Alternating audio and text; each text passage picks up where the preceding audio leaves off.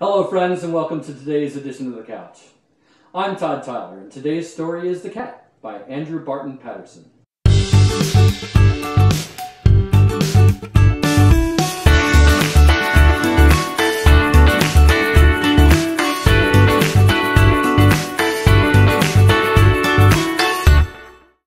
Most people think that the cat is an unintelligent animal, fond of ease and caring little for anything but mice and milk.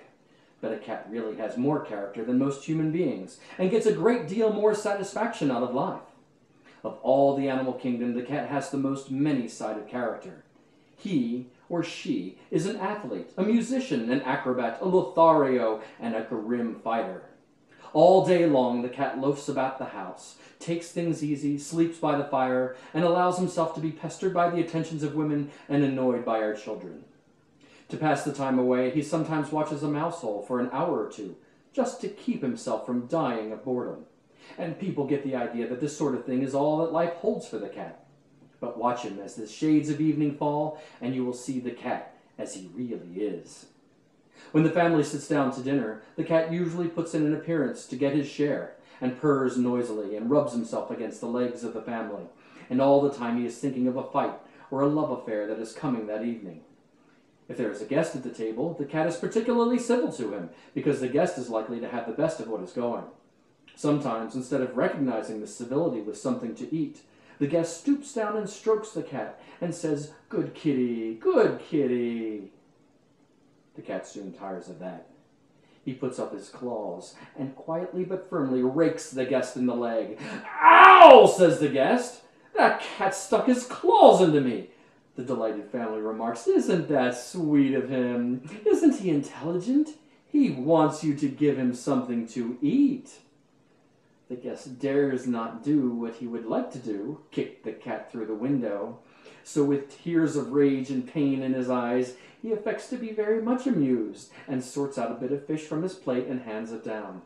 The cat gingerly receives it with a look in his eyes that says, "Another time, my friend, you won't be so dull of comprehension," and purrs maliciously as he retires to a safe distance from the guest's boot.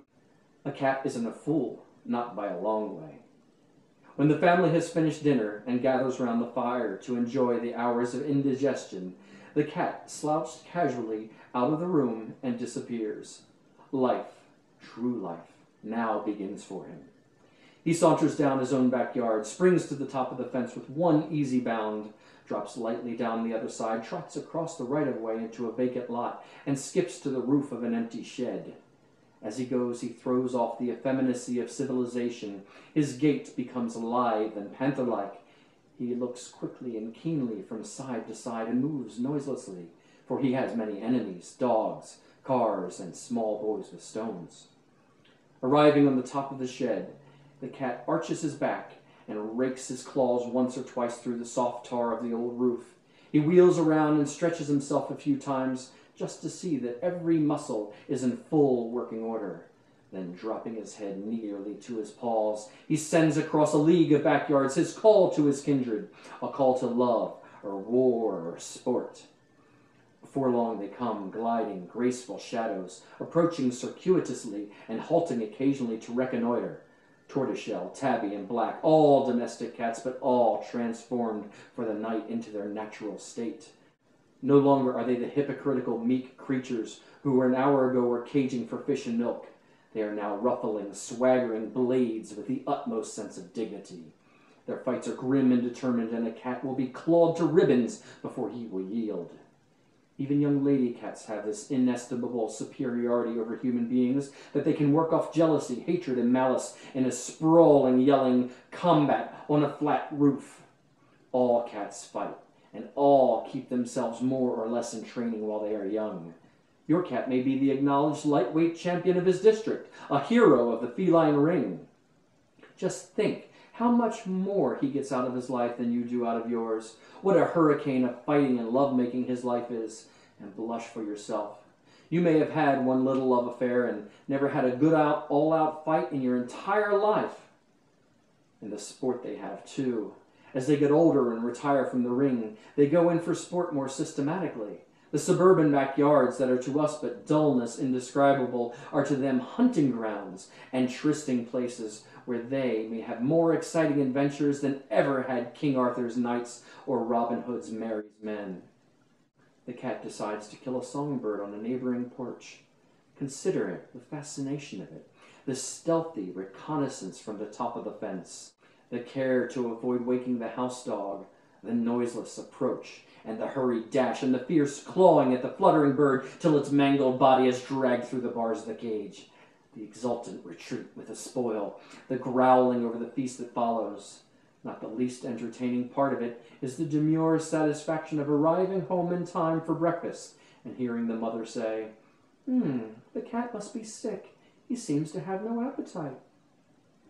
It is always leveled as a reproach against cats that they are more fond of their home than of the people in it. Naturally, the cat doesn't like to leave his country, the land where all his friends are and where he knows every landmark. Exiled in a strange land, he would have to learn a new geography, to exploit another tribe of dogs, to fight and make love to an entirely new nation of cats. Life isn't long enough for that sort of thing. So, when the family moves, the cat, if allowed, will stay at the old house and attach himself to the new tenants. He will give them the privilege of boarding him while he enjoys life in his own way. He is most definitely not going to sacrifice his whole career for the doubtful reward which fidelity to his old master or mistress might bring. Well, once again, that was The Cat by Andrew Barton Paterson. Thanks again for stopping by today. As always, I'm Todd Tyler, and this has been The Couch. Please subscribe to my YouTube channel at youtube.com/ToddsCouch, or you can hit me up on Twitter at Todd's Couch. I'll see you next time here on The Couch.